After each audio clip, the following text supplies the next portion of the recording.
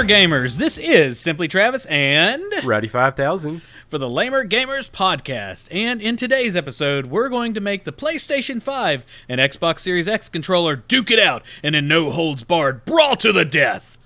Or something like that. I don't know. Maybe we'll just talk about them. Wow. Anyway, maybe. Yeah, we're going to break down the news from the April edition of Inside Xbox.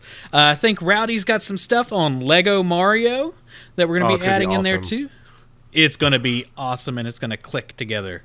And then we're finally going to give you an update on the whereabouts of Cooking Mama Cookstar. Oh, God. All right. Yes. The truth has been somewhat revealed. I don't know if it's really the truth. Could be the fake truth. Could be fake news. All right.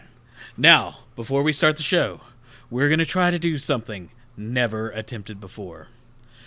We're going to press X on all three consoles and a keyboard simultaneously to hopefully alter the space-time continuum and force Nintendo to never release the CDI version of Zelda. Rowdy, you got your controllers ready? Oh, yeah. Let's hit the X button in 3, 2, 1, go! Well, if you want to get technical, let me push my glasses higher up on my nose here real quick. Technically, on the PlayStation, it's not an X button, it is a cross button because they are all shapes. X is not a shape.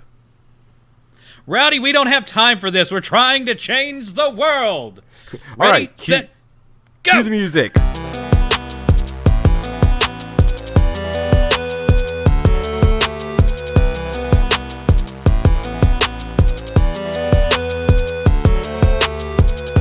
Alright guys, before we get into the games we currently have loaded up in our console cannons, if you like the stuff we do here on the show, make sure to check out @LamerGamersCast on Twitter, @LamerGamersPodcast on Instagram, and throw a review down on Apple Podcast or Podchaser, which Podchaser right now is donating 25 cents for every single review that's being put down there. And if we reply to it, they're going to donate an extra quarter for the COVID-19 response from Meals on Wheels. So, go and let us know what you're thinking. Hey, Rowdy! What games are you playing lately, man? Oh, man. So, we're actually not recording these two podcasts that far apart from each other from the last No, one. We're not. So, I'm still playing Animal Crossing, obviously. I'm probably going to say that for, like, the next year on here. Yeah, I'm still playing Animal Crossing. So I got back into Doom Eternal. I beat Resident Evil 3, so I was like, I need to go back, beat Doom Eternal.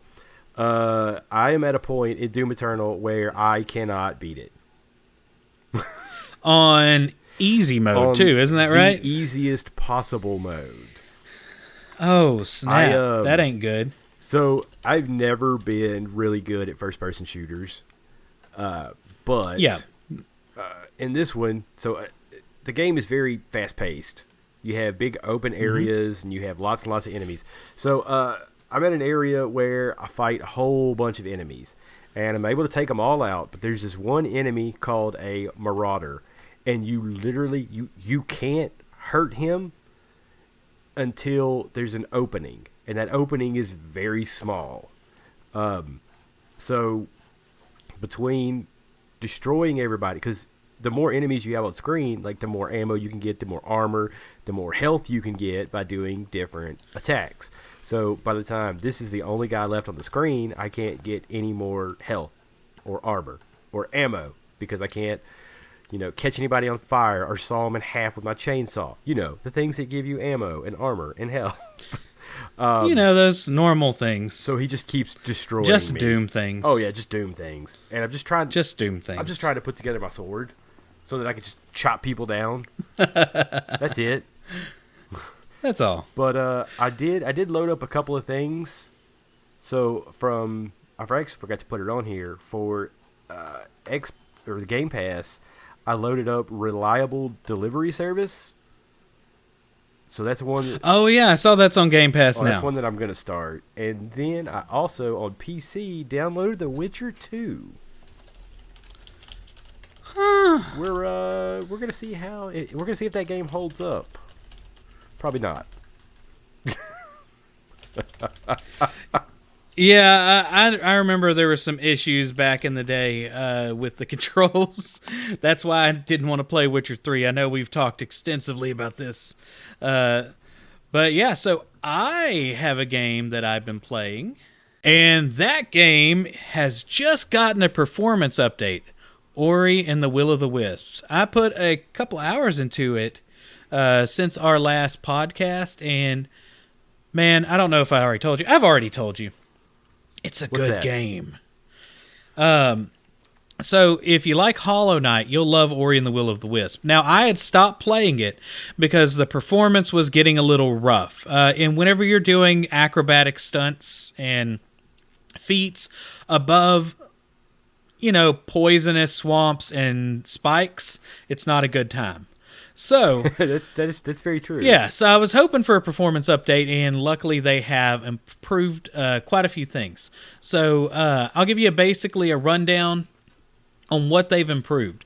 So they've improved performance on both Xbox One X and One S. They removed stutters after a long period of gameplay. New dynamic HUD mode, so you can hide it. Some stuff that's going to be available on the PC, like resolution scaling, full screen options, various achievements. So one thing that I thought was interesting was they've added, because I guess people got tired of traversing from one side of the map and spending 2 hours to get to the other side. So they've added some teleport points, essentially, that you can purchase. Not with real monies, but like with the souls of those monsters you've killed. With the souls of the dead. Yeah, with the souls of the dead and caterpillars and weird scorpion foxes. I don't know what those are. Anyway, so, some audio buzzing, button remapping fix, crashing and freezing, soft lock, several instances of your screen going black. There was a lot of stuff wrong with this that I did not realize. I was just having issues because it was slowed down whenever I didn't want it to, and it wasn't really affecting the gameplay. And it took them forever to get this freaking game out. Yeah, man. But, it's so much. This is what's going to happen to Last of Us 2. Maybe. But I got to say, I enjoy this one much better than the first one. And recently, I just found a giant frog god. Yeah. It was epic, and now I've also learned how to do dashes. So it's starting to remind me a lot of Guacamelee. Because in Guacamelee, you get... it's like any Metroidvania. You're slowly getting techniques as you move up in the game. But Guacamelee had a lot of things to where you would stay in the air forever trying to get through rooms and lots of platforming. And it's starting to get that way. Like... you can do a double jump, so jump, and then you can dash from that, and then you can grab these lanterns to, like, catapult you. Nice. Yeah, so now it's just wildness all over. And then you can also grab bad guys or projectiles to catapult from. It's really weird. And I can set everybody on fire. So I'm pretty happy with this game. Yeah. Hey, I forgot to put a disclaimer or a warning that these past couple of episodes, like, we've been doing this over Skype. So if people hear like a delay between us, like, it's not them or anything. Like, we're doing this over Skype instead of in person because, COVID-19 and all that nastiness. Yeah, so, so if you hear delays between us, like, especially like in the last episode when we did the Animal Crossing thing where we were back and forth and what we did, that's just because it takes a couple seconds to get across on Skype. And I just want to apologize for that, but it's going to be like that for a minute until we get all this sorted out. Because, even though, neither of us have COVID-19, I work in the medical field and don't want to spread it. Therefore, when I am not at work, I'm literally at home the whole time, ordering in meals and doing, like, grocery store, like, parking lot pickup so that I don't interact with anybody. And I don't have to do that stuff as much as you do, but I'm doing the same thing also. And agreed. Rowdy's around it much more closely or has the potential to be directly exposed. And I have issues with him coming over here and licking light switches and stuff, and I don't want that. So I am a fan of licking light switches. It's just really bad. But I know we're normally very quick-witted and back and forth consistently, but we're going to be a little bit slower. So just So it's deal gonna with be it. it's gonna be a delayed wit. Yeah, delayed wit. We're gonna have to power it up like Bravely Default. So we're gonna have to go into default, and then you'll just hear us go pow pow pow pow pow and talk for longer periods of time without interrupting each other. You know, that is a perfect analog for this. That's definitely it. Yes. But also another disappointing part about this is I had to shave off my beard that I've had for 5 man. years, so It's that been my a long mask time will fit better at work. since I've seen Rowdy without a beard, and right now he's on Skype. Yeah. My But- wife said I look 10 years younger, so I said, "Oh, I actually look my age." Man, my beard is just, I'm going to look like ZZ Top by the time this is over. Or I could be in the Duck Dynasty show. Yeah. I mean, I kind of live out in what would you could expect to be Duck Dynasty, I guess. But, you know, we're roughing it. Well, I'm roughing it. I look rough. I don't know, man. I haven't had a haircut in like a month longer than I should have. It's getting bad. Oh, yeah, man. We look like hippies. All right. Hey, man. So is it? It's on think the that's- news section. That's it. Are we going to break for the news section? Yeah, yeah. All right. And here is insert break now, people. Boom.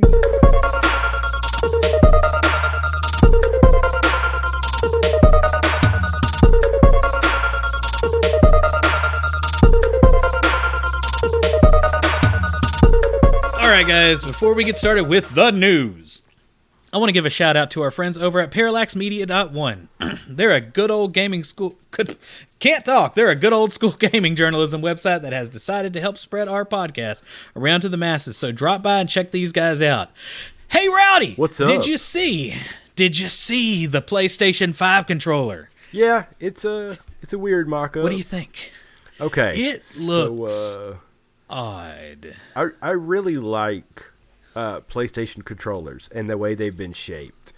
All the way up to the PlayStation 3, there wasn't much of a change, except from PlayStation 1 to PlayStation 2, they added the analog sticks. PlayStation 4 came around. They just stole all of Nintendo's idea and just added a second one. What? Oh, sorry. Man, what was it? Nintendo? I didn't say that. No, man. At the time, Nintendo had a C stick. Yeah. But But before that, they had the thumbstick, the regular analog stick. Yeah, Then Sony's like, "Oh, I'm going to put two of them," and then they came up with dual analog, right? there was Or was that? there was an analog button in the middle of the PlayStation 2 controller, and I never knew what it was because there was a light right above it, and like you could hit it, but the light would never turn off. So I don't know what the hell it even meant. There's no telling. But yeah, so when the PlayStation 4 came around, they added the touch bar in the middle of it. They added the share button to the left of that touch bar, and then a big, just huge light on the end of it, which we found out later was for tracking for PlayStation VR. So this time around, they said they've gotten rid of the share button, and it now has the create button. Don't let them fool you. The create button, it's the same thing. That's what I was wondering. Now, I did see a button, and I guess we'll break down what they're advertising, and then I'll ask you about a button I see on there. Okay. So now they're saying there's haptic feedback, which is rumble. So That's just the fancy way to say rumble. it sounds like HD Rumble. Yeah, pretty much. It's Yeah. what the Switch already did. But honestly, even the rumble itself is a form of haptic feedback. It's feeding into something you would touch, essentially. Next one, adaptive triggers. Now, that's interesting. So what I the understand, I understand about this is so like they keep talking about like when you pull the string back on a bow. So I'm guessing they're working on what is it, Horizon Zero Dawn 2. So as you push your trigger button, you're going to feel resistance from it, like you're pulling back a bow. Like the farther you pull the bow back, the more the controller is going to push back. Also, when you're they've talked about racing games. So like let's say you're on a smooth surface and your accelerator and your brake are going to be easy to push. So when you hit, say, like a rocky terrain, first of all, the controller is going to start shaking. But then also your brake button and your accelerators would be harder to push. seeing as you have, your wheels coming off the ground when you hit rocks. Therefore, you don't really get your accelerator and your brake aren't as responsive in real life. I don't know how they're going to pull that off, but it sounds awesome. So I would imagine they would have to increase resistance somehow, is what they're trying to do. But it almost sounds like they wanted it to almost kick back. Yeah. Like there'd be a motor to push back against you. But it seems like you could easily break something when you over-torque a motor. Yeah. Could be problems. You would need quite a bit of battery life to do something like that because you're powering a lot of extra stuff. And definitely not AA batteries, am I right? Yeah. Xbox Series controller. I guess that brings us to our next point on here, the built-in rechargeable battery. Now we do what? Oh, I was about to say it uses USB-C to charge it. Oh, that's totally awesome. I'm so into that, man. I wish everything would go USB-C. Every last thing in this world. It would be so awesome. But the rechargeable battery is 2 or 3 episodes ago, we talked about the differences in when you have AA batteries and when you have like rechargeable batteries, and how over time the rechargeable batteries aren't going to have as much power as they used to. But then, AA batteries, how many times do you run out of them? Especially right now when you're not supposed to go out and get anything. Yeah. Stay home. So I'm wondering if now they're using the term built-in rechargeable battery. I'm wondering if it will be removable like the Switch controller is, because you can technically go into the Switch controller with a regular screwdriver and pop out the battery if you need to. Yeah, you could do that on the PS4 right now, but I don't. Oh, okay. I'm not good at that kind of stuff. Hence, when we changed the night of cussing. Oh yeah, when we changed the shells on our Joy-Cons, it was a heck of a night, people. There was a lot of cursing. You did better than me with the shoulder buttons, though, on the Joy-Cons, because my sausage fingers were not compatible with replacing that. But yeah, we really need to do a video on that one day after the stuff's over. We take that's something else and we mod talk about. Things. The size of the controller. So again, like Xbox was talking about when they were redesigning their controller, they had a lot of different people handle the controller to do different sizes. So the problem with the last few generations of PlayStation is up until the PlayStation 1, 2, and 3, the grips on them weren't all that great. They were still comfortable, but if you had big hands, forget about it. Honestly, I've always hated the PlayStation controller feel. Well, I don't like the sticks at the bottom. Like if I'm going to use my joystick, I want it to be my main thumb location rather than like having to grip it in a weird way. And that's how I feel whenever I'm doing stuff on the PlayStation. Well, so for the PlayStation 3, they were closer than on the PlayStation 4, and then the PlayStation 4 also made the handles longer. So I'm able to hold on with at least half of my hand on those handles now. So it's gotten a lot better, and the thumbsticks are wider apart. Right. I'm actually down with that because I don't own a PlayStation, so I'm just not used to it. It always feels awkward to me. But compared to what the Switch and the Xbox have right now, their controllers are very similar. Mm-hmm. The Joy-Cons I don't use, like just because they're weird and little and they hurt my hands because I'm an old person. Got little baby buttons. You got to like throw up gang signs when you're trying to play them. It's really bad the way you have to hold them. Anyway, but yeah, so I don't know. It's always been one thing that's bothered me with the PlayStation. But you say you get used to it after a couple 100 hours, I would imagine.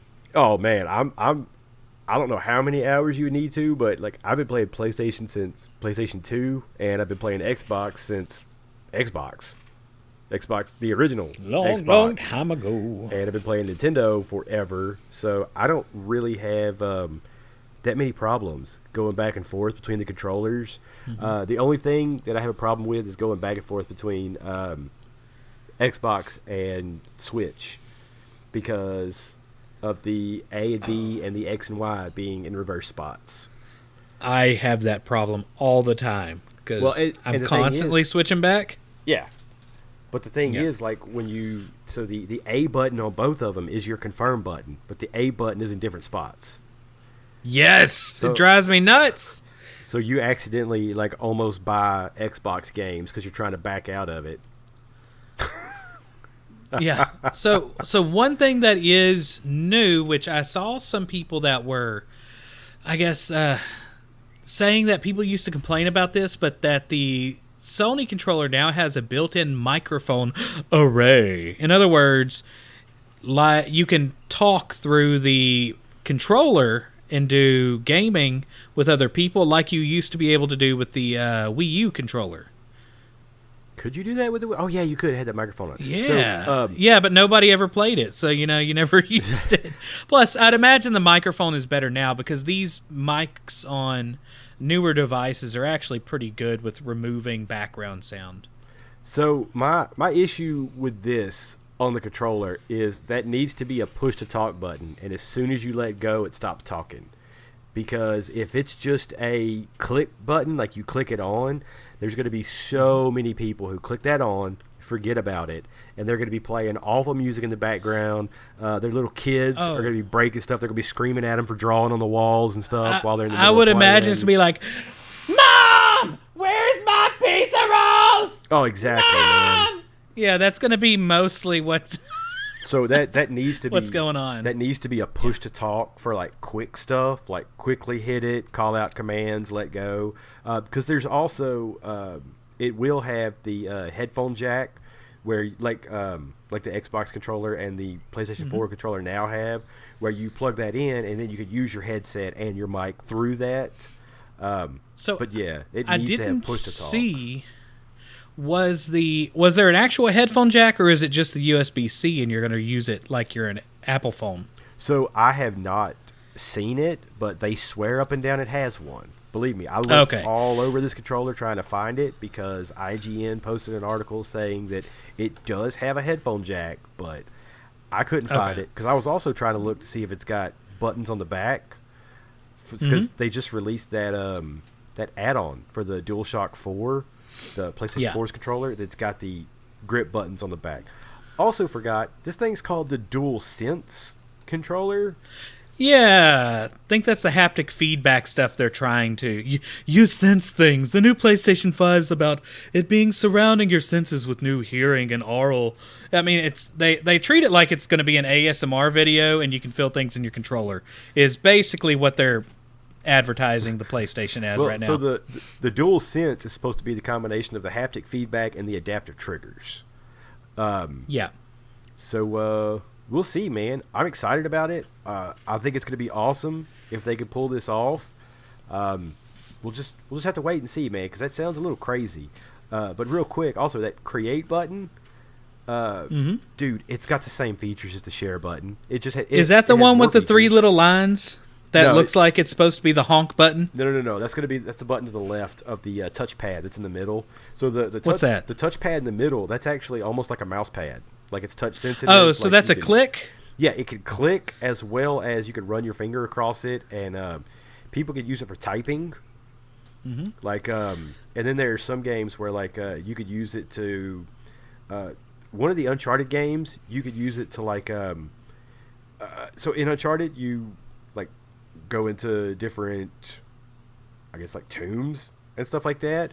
So you can get like cave drawings or like different things by putting a piece of paper up on the wall and then like rubbing lead on it.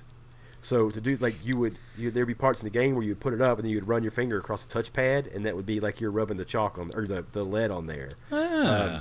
So the PlayStation controllers also have had motion control for I guess since the PlayStation 3. A lot of games haven't really used it that much. There was a game... You mean gyro? Gyro? Yeah, exactly. Yeah. No. Oh, snap. It has gyro? Oh, yeah. They've had gyro since PlayStation 3. Why am I not... What games use this? You know. Oh, I always turn it off. So...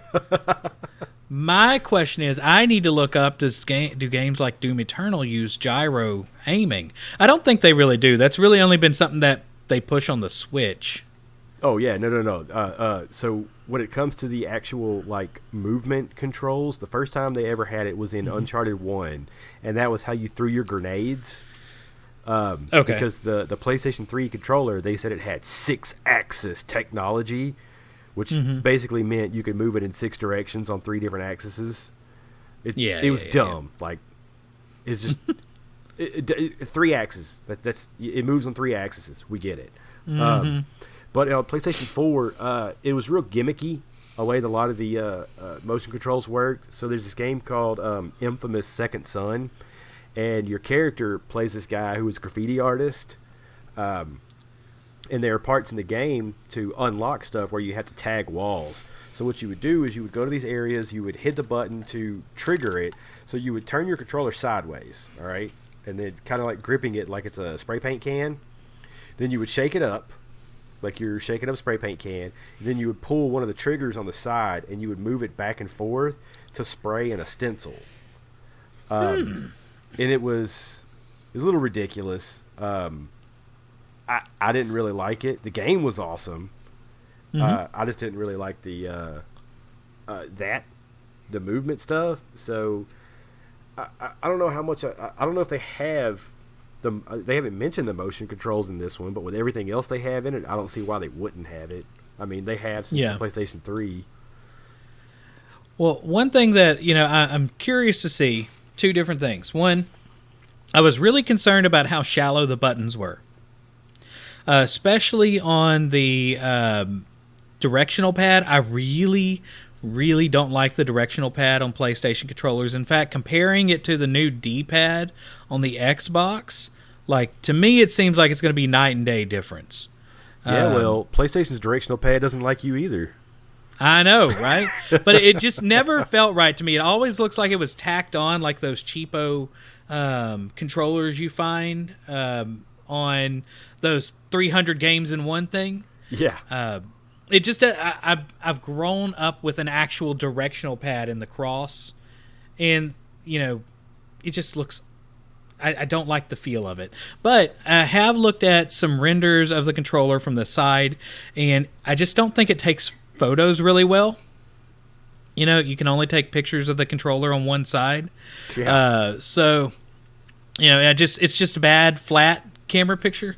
But another thing that's interesting is the I don't know. It's just I'm curious to see if it's going to be. It looks comfortable. It looks like it's almost modeled after the Switch controller. So I guess it'll be fine. I was kind of losing my place of where I was going with that, but so the directional pad on the PlayStation 4 and this one it's pretty much the same, the way that it looks.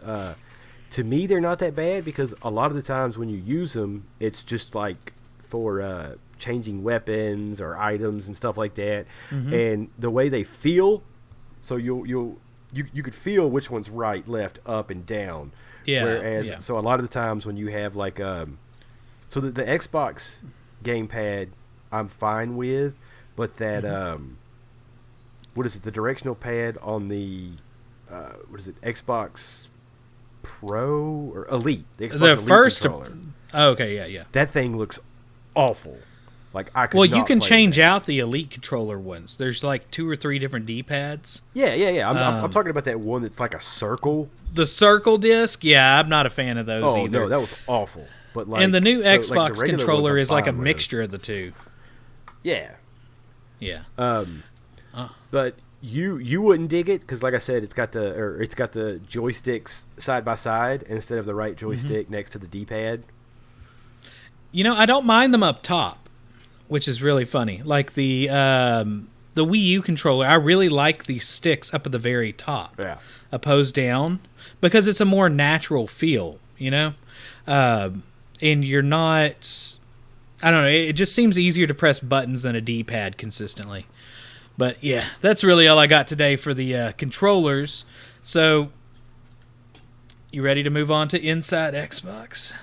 We didn't talk about the Xbox Series X controller. Oh, okay. I kind of mixed it in there with it.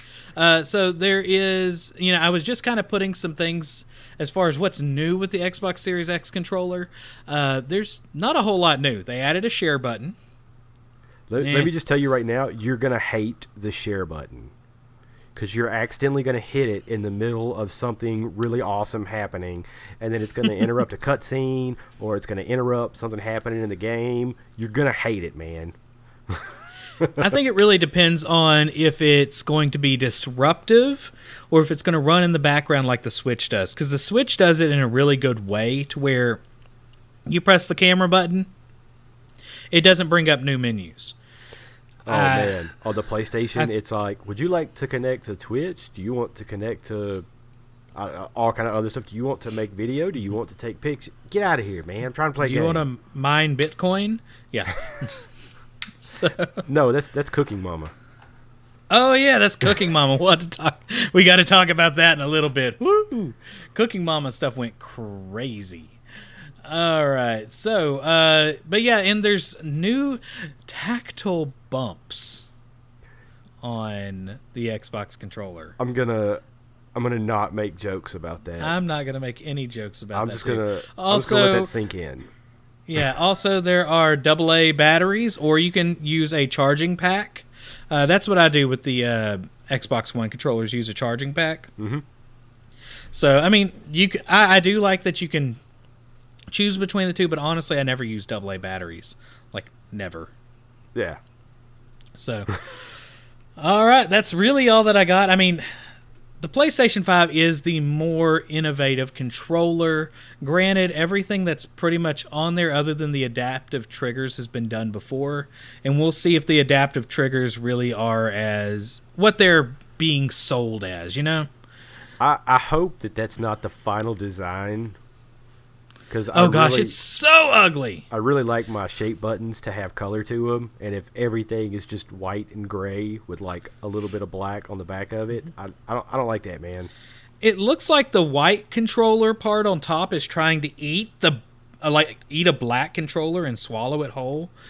It's not a good design. I'm wondering if they're referencing, though, the design of the PlayStation 5 somehow, because we've seen the pizza warmer PlayStation 5 dev kit. And if you look at the shape of the white on there and then the little black insert, that could be referencing the curve of the PlayStation 5 if they're going with a similar setup. Well, so we could be looking at...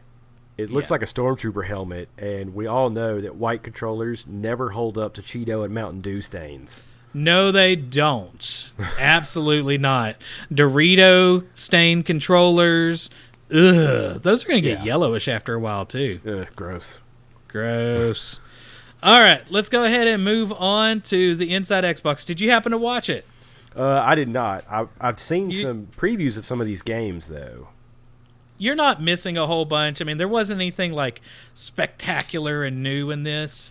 And you're seeing right now this kind of tit-for-tat thing with PlayStation and Xbox. Whenever Xbox has an event, PlayStation will make an announcement. Whenever PlayStation has an event, Xbox will do something too. They are fighting it out right now. So they had Inside Xbox, and it's been announced for a while now. So what does Sony do? Hey, look at our controller.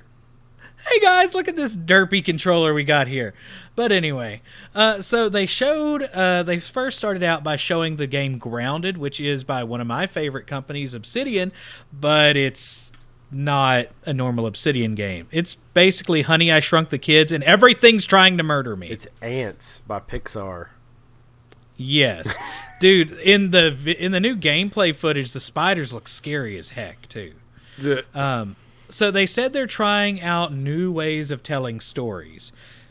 Who knows what that really means, honestly. It's like the people that say, like Dark Souls. You have to play the game to understand the story, and it's told through action. Bull. It's a terrible storyline, and it's not presented in a way that's able to be digested. And I just ticked off somebody that plays that game. What's a twist? But their blood pressure's high enough they won't be around too long anyway. Oh, I shouldn't say that. But anyway, next up, Gears Tactics. They talked about that. That'll be coming out soon. They did an overview on the Xbox Series X technology, and I was very happy to say the stuff that I talked about in the March newscast was pretty spot on with what they were kind of shrinking down and explaining to you in this video. Nice. So I was like, yeah, I'm not stupid. Nice. But so if you get a chance, if you want to know what's going on with the system, they do kind of explain some things better, and they do mention the audio processing unit. That everybody was saying that, oh, the Xbox is not going to have good audio processing. They're going to use up the GPU. It's not really a 12 teraflop system. No, it's got it. Next up, the Xbox Game Bar. Do you ever use the Game Bar? What's the Game Bar? On your... Okay, so you have a Mac, so... Well, you do some PC gaming. Yeah. So, if you have Xbox Game Pass on your computer and you have the Xbox system built into it, you can, like, record your games, you can stream. We've done that whenever we done... Sea of Thieves. You push the Xbox button and it pops up on your screen. Yeah. Yeah, okay. So they have some new updates. They're going to be using XSplit now, which is a popular recording and streaming service, and they're allowing people to make widgets.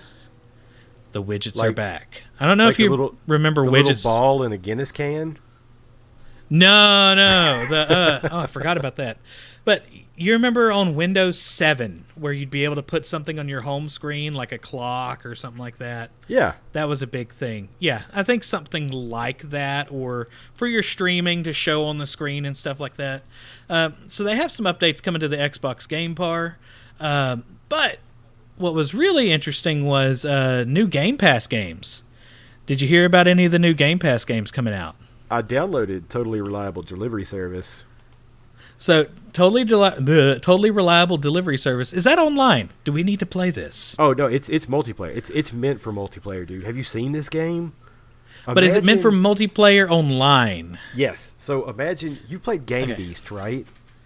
Yeah. So imagine like Game Beast type controls and physics, but you have to deliver packages, and sometimes said packages are explosive or some type of volatile chemical or something like that, and sometimes you have to deliver them via a derpy airplane or a hot air balloon, or you have to have one person driving a car while the other person is in the back of it holding onto the package and the car so the package doesn't slip out. It's awesome, man. You should look up some videos. I watched one today of Neebs Gaming playing it, and it was really awesome. I've seen some people from Rooster Teeth and Achievement Hunter playing it. Dude, it's an awesome looking game. I haven't booted it up yet, but maybe after this recording and I eat something, I think I'm gonna boot it up, play it a little bit. Maybe we'll hook up and play it tonight. I think so. We should both play it. I'll have to download it in a little bit. I'm gonna use my phone to put it on the app. All right. Next up, Journey to the Savage Planet is coming to Game Pass. I've seen some people play this. Let me tell you, it's not a fun game to watch, but everybody that's played it has said it's really fun. So, like I said, don't go watch it on YouTube. Since it's free, just download it, play it, see what you think. The guys over at Funhouse did some videos of it, and people were just nonstop complaining in the comments. They're like, "Oh, this isn't fun," blah blah blah blah blah. Well, the dudes were like, "Look, sorry, we were having a lot of fun." So they didn't really have a lot of shtick when they were playing it, just because they were so enveloped by the game. Yeah. So it didn't make for a good video. Yeah, that comes out April 9th, and the preview was, "Welcome to the Pioneer Program. In this upbeat and colorful first-person adventure game, you play as the newest recruit to Kindred Aerospace, which proudly touts its rating as the 4th best interstellar exploration company." So it's got some humor built into it. Dropped onto an uncharted planet with little equipment and no real plan, you must explore, catalog alien flora and fauna, and determine if this planet is fit for human habitation. Onwards to adventure! Good luck, and mind the goo. So that's the... It sounds kind of like a prequel to Outer Worlds. Oh, absolutely. It sounds like a mixture of Outer Worlds, No Man's Sky, and a Metroidvania. I could see that. Is basically what I think it is. So I'm pretty excited about that because I've been wanting a game that I could just kind of go explore. Next one up is Alvestia Chronicles. It's a ID at Xbox game, so it's an indie. And it's an RPG. It's set out on an adventure in a retro-styled world in this RPG with over 100 companions. So it's Pokemon companion time. Okay. I'm not a fan of that. I might siblings. check it out. Because I need some long RPGs, because after I was looking into this Final Fantasy VII reboot that comes out in, well, at the time of this recording, comes out in 2 days. So, but by the time the recording's out, it's going to be out for 2 or 3 days. But Final Fantasy VII, they state it's been only getting anywhere from 30 to 45 hours out of it. So after that, I was thinking about picking up Persona 5 Royal, because no games are coming out, so I'm going to need some long RPGs to play. Go play some Divinity, man. I'll join you. We'll do it. We could do a co-op. All right. Let's see. Dude, it says 2 siblings. I need to figure out how to stream from my PlayStation to my computer to record in OBS. I can help you with that.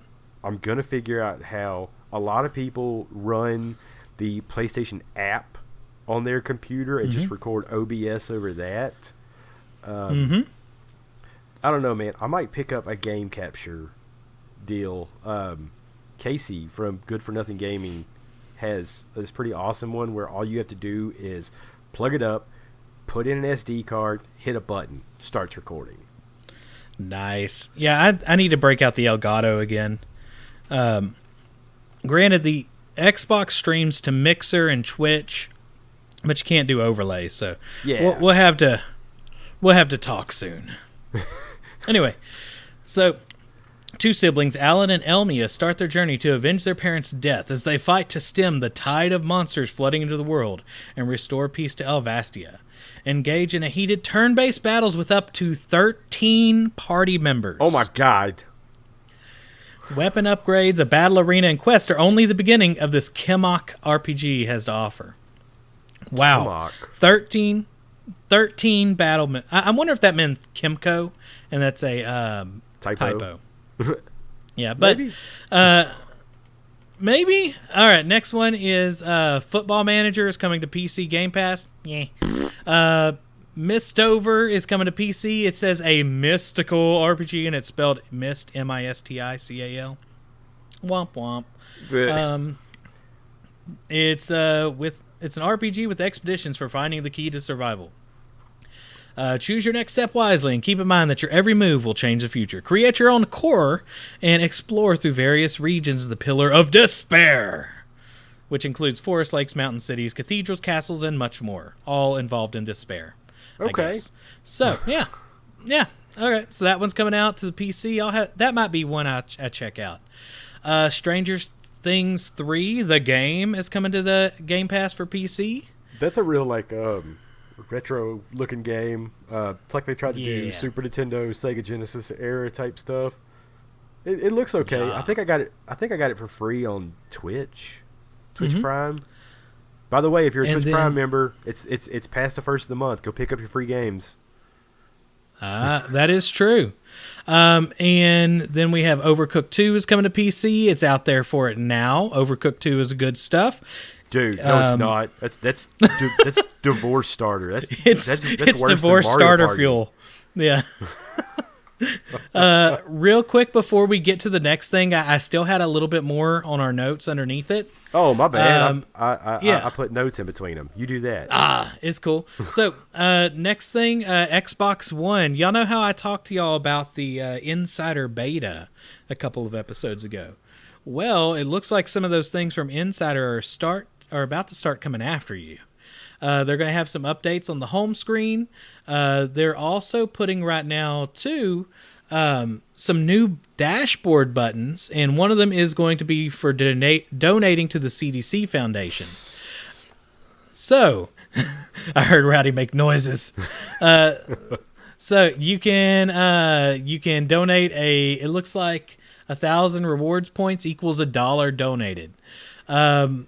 So yeah, that's added there. Let's see. And you can get points from purchasing movies, renting movies, Game Pass Quest, and stuff like that. Also, they have added Xbox Game Pass Ultimate perks. It's something fairly new. Have you seen that on your Xbox yet? No, it's been a little bit since I've gotten on there. I got on there just the other day to download some of the new games, but I haven't checked a lot of it out. All of a sudden, I now have an updated UI. On what? On Xbox. Yeah, so that's what I was saying. All the stuff I mentioned in that Insider thing, they now have a new user interface that's a lot nicer. I prefer it. Man, look, let me just Simpler. tell you, I had just gotten used to that UI because let's not forget, I had Xbox One almost when it first came out, and the UI then was absolutely atrocious. It was you had to fight the Minotaur and then buy a dinner. Dude, it was like that Windows, was in this labyrinth. Yeah. It was like Windows 8. Dude, that was what the interface was like. It was awful, man. So Windows then, ME. I just got used to the interface on, or the user interface on it, and now there's a new one. Come on, you're killing me. It's easy. You don't press left or right. If it's the same thing that I got, you just go up and down, Rowdy, and then it's there. It's all there. You know what I do on PlayStation? You don't have to use shoulder buttons anymore, Rowdy. I go left and right on PlayStation. Yeah, but you didn't have to use shoulder buttons on the PlayStation, right? You got to use the control pad? Yeah, no shoulder buttons. Yes, the shoulder buttons was the stupidest UI decision. Anyway, so now different games. You can get perks if you have Game Pass. Right now, if you have NBA 2K20, you can get 5,000 My Team points and 30 skill boost if you play that game. Let's see, an Xbox starter bundle with a Warframe, and a monthly bonus pack for Phantasy Star Online 2. Plus, for those who haven't grabbed them yet, you can still get an Ori-inspired hull, flag sail, and figurehead in Sea of Thieves. I might have to get on just to do that. And then a 5 God bundle pack in Smite, and 3 free tanks in World of Tanks. So they're going to keep on adding those. Have you ever seen World of Tanks? I've seen a little bit of tankiness. I thought that game was going to be just ridiculous, free-to-play stuff, but I've actually watched some videos recently on it. It looks pretty awesome, man, but I guarantee you, like, on those videos, I bet people had, like, awesome tanks and stuff that you actually have to buy, because it's free-to-play. Oh, yeah, absolutely, yeah. And I bet, like, as soon as I get in there, I'm going to have this weak little tank that, like, I just get destroyed all the time, and then I'm going to be like, I hate this, I quit. All right, so that's all I got for the Xbox Insider news. So let's go ahead and jump up to the news that Rowdy brought that's shaped like a little rectangle of pain. Yeah, dude. Okay, look.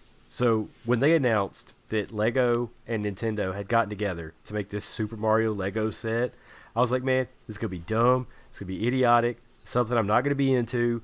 And then I saw the video. I'm totally into this. So you get like a little Lego Mario figure. He's got an LED screen for his eyes, his mouth, and there's one on his stomach. So you make little Lego levels that are based off of Super Mario levels, and you could move your Mario along it. You'll get a timer, like on Mario's stomach, and then like as the timer counts down, like it gets to like the last few seconds, and then the music will speed up and stuff.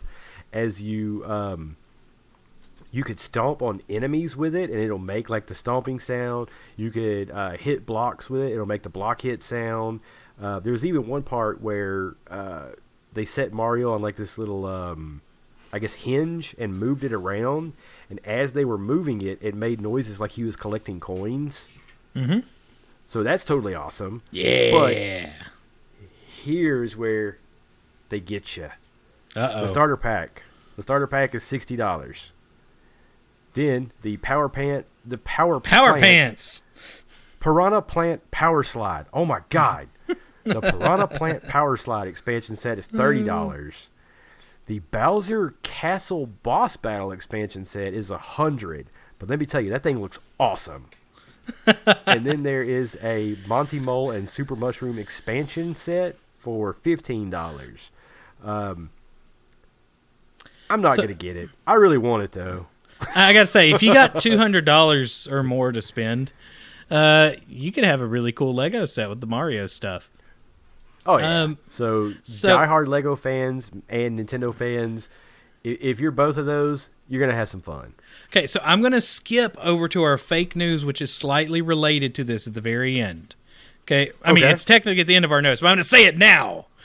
Did you hear that not only is there going to be a live-action Super Mario movie because of their recent work with Universal making a Mario Land theme park, but the princess, Princess Peach or Toadstool, whatever you want to say, whichever generation you're going to say,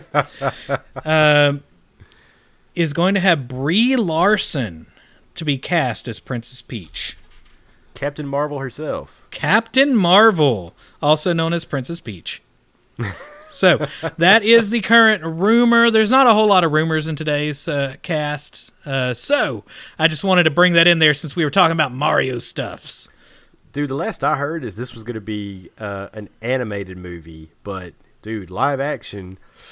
There's been a couple of good video game movies recently. Detective Pikachu was really good, and I don't know if you've seen the Sonic movie. It's surprisingly good. Oh, nice. And we kind of owed it to Sega to see the Sonic movie, seeing as everybody griped and complained about the way he looked. If you griped about how Sonic looked and you didn't go see the movie, shame on you. I didn't. I'll watch it at some point. I need to watch it because right before the everybody was not allowed to go anywhere, all my students were like, "I saw the Sonic movie. Can we draw Sonic today?" And that was about all I heard for a couple weeks. It came out early due to all of this. That is true.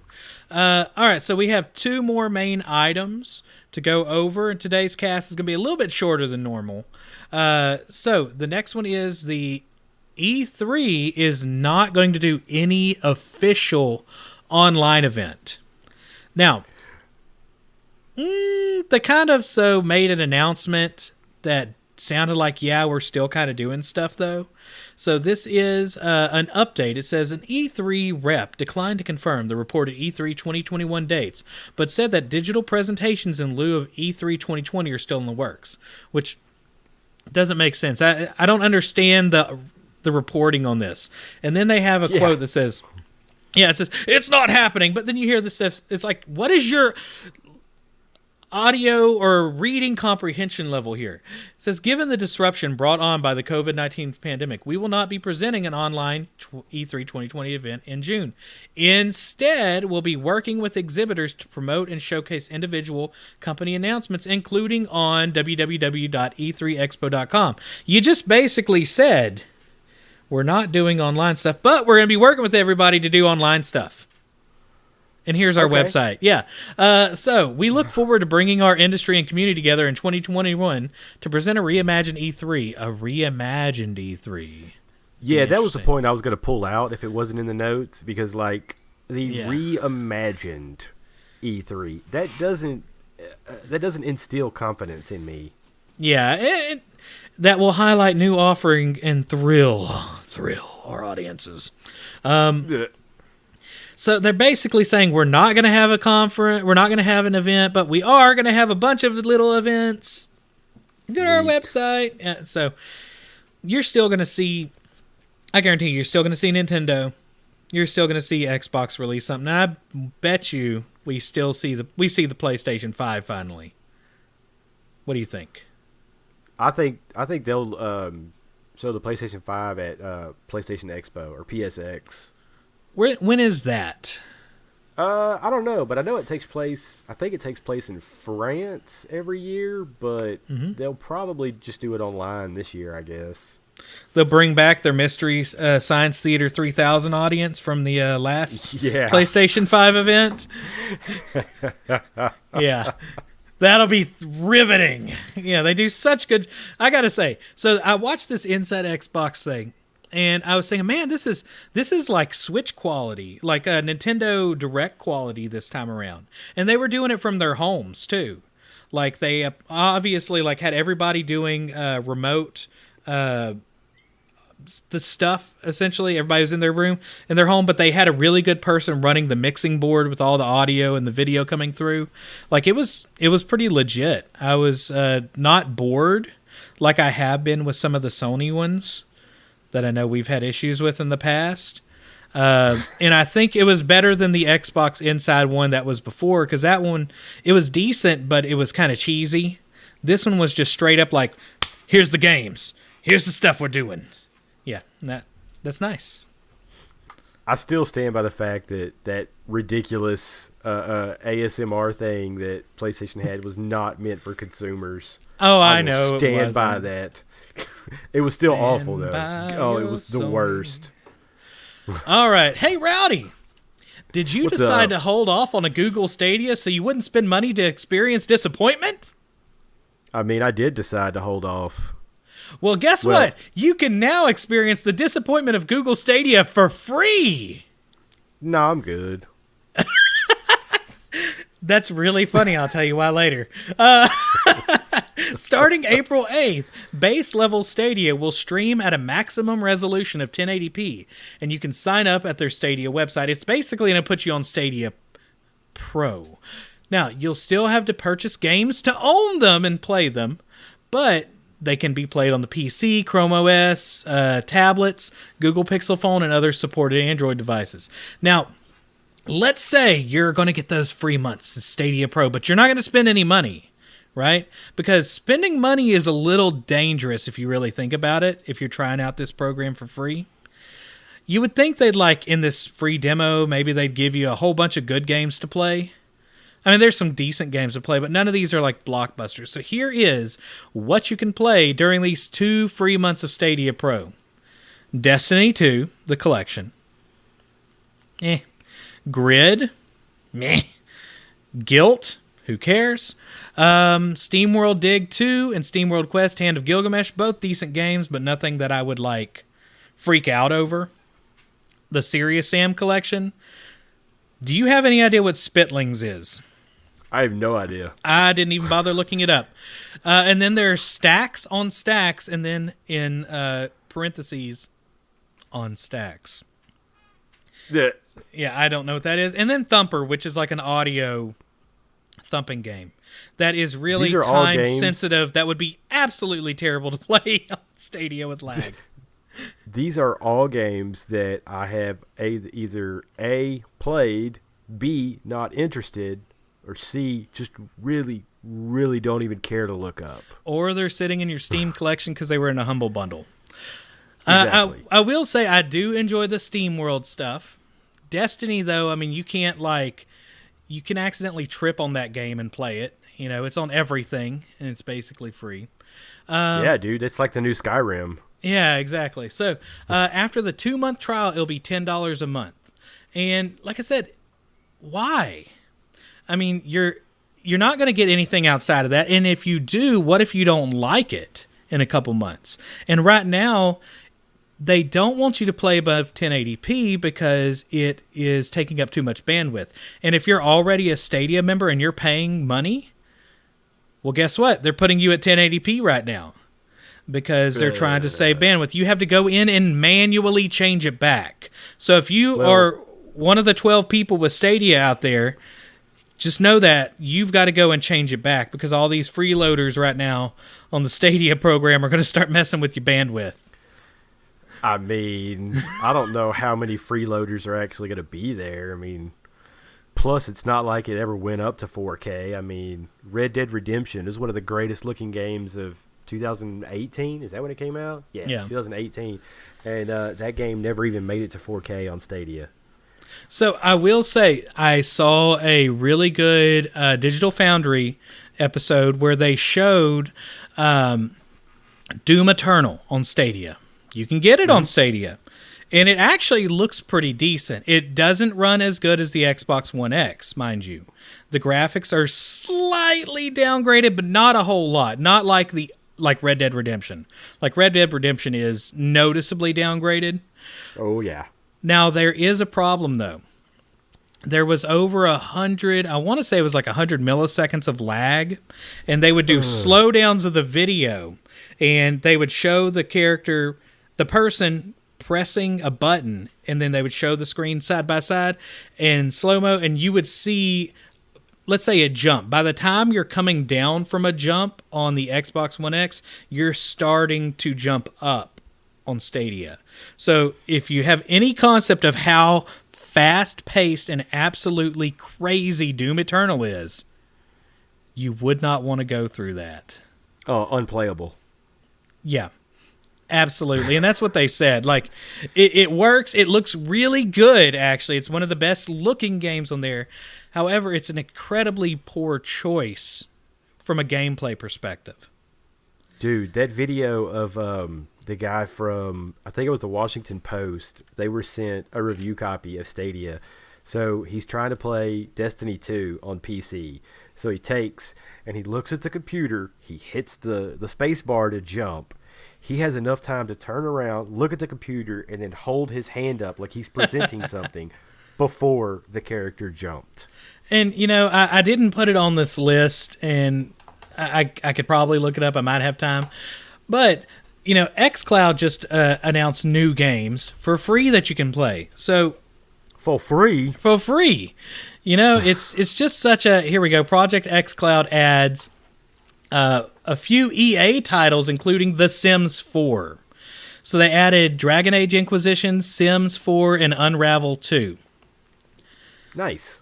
Yeah, and you can just play it for free. I mean, you got to play it on an Android device, and I think they just added iPhone recently, but you had to be in the beta.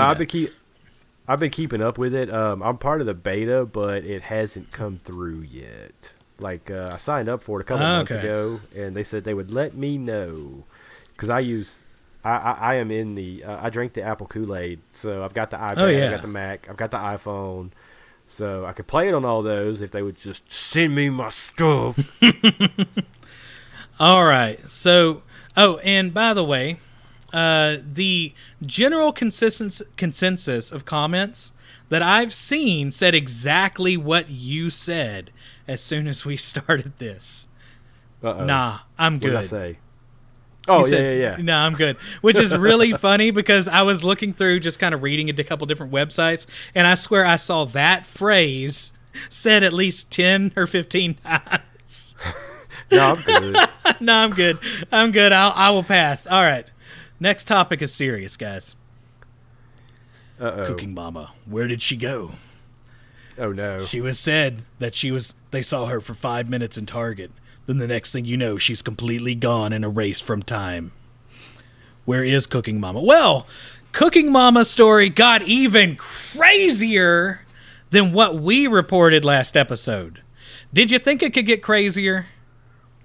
The answer is always yes. Okay, I guess I should have. So, there was a rumor going around as soon as we pretty much recorded the show that the game was pulled because it was... Now, I had mentioned there might be an exploit or a bug, and that's actually closer to what really happened.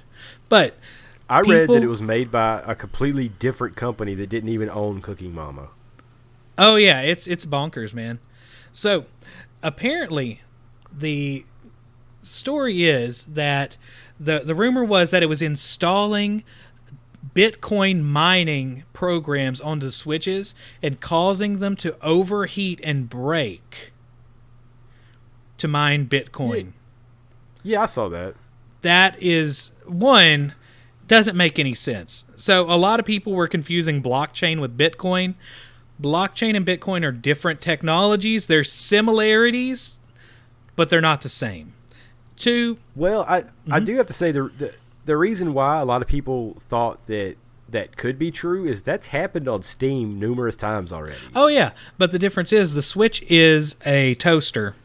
And it's I understand. One of the worst things to mine Bitcoin with. You need a legit graphics card to mine Bitcoin. But you are correct. That is something that has been a concern on systems that have some power. I I saw a Bitcoin mining computer one time that was running 3 RTX 2080s. That's ridiculous. Yeah. So, all right. So the Cooking Mama came out and told the world some stuff. Okay. So on April 5th, Cooking Mama came out and said, "The internet is alive with rumors." Now, I don't know if this is real Cooking Mama or fake Cooking Mama. This could be somebody, just writing on Twitter, and they still have Cooking Mama in a basement somewhere. But the internet is alive with rumors that Cooking Mama Cookstar contains hidden cryptocurrency/blockchain capabilities that are causing the Switch to overheat.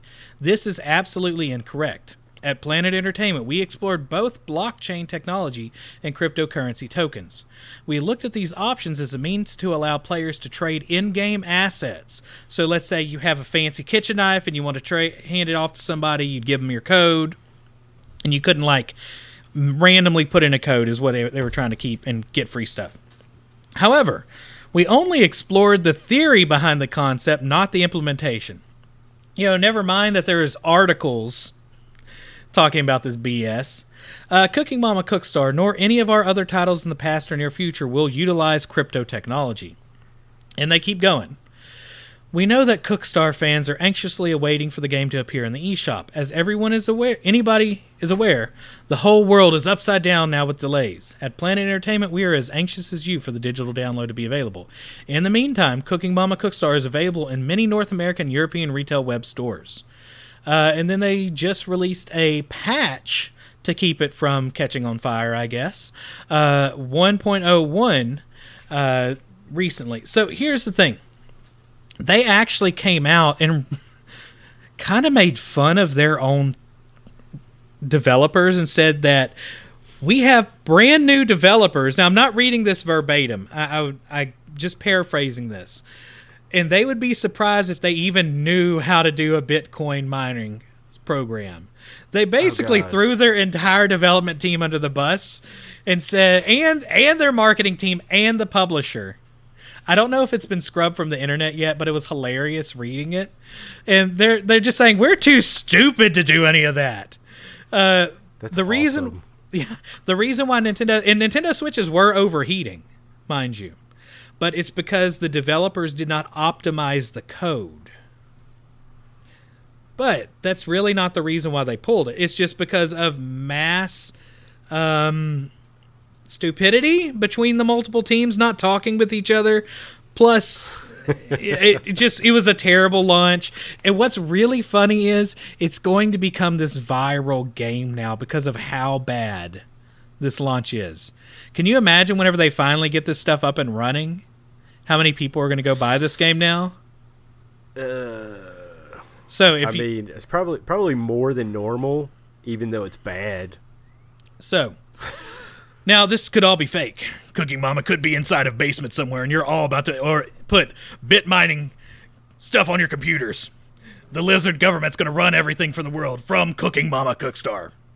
But yeah. Oh my God. Yeah. So that could be what happens. But most likely they're completely inept and botched this launch massively. They have come out. Cooking Mama is, I think, safe. She's not on fire anymore. They've fixed her up with a couple patches. We'll see. We'll see. So I think we're going to have to do another we'll have to do an update next episode to see if anything's changed. Because this is the last thing I expected was Cooking Mama to be the viral sensation of gaming right now. It's just absolutely insane. All right, I think I'm done. I don't want the government to know we're talking about Cooking Mama. You don't want big cooking coming down on you? Yeah.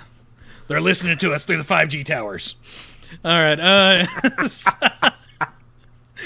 Okay, I think that's all that I have for today before I get myself in trouble. Talking fake conspiracy theories. You got anything else, Rowdy? No, man, that's going to be it for today. All right, guys, if you're on YouTube, we've had more people coming to the YouTube lately. Don't forget to subscribe, hit like, the bell, all that good stuff. Make sure you're subscribing whatever podcasting platform you're on, and thank y'all for joining in the Lamer Gamers podcast.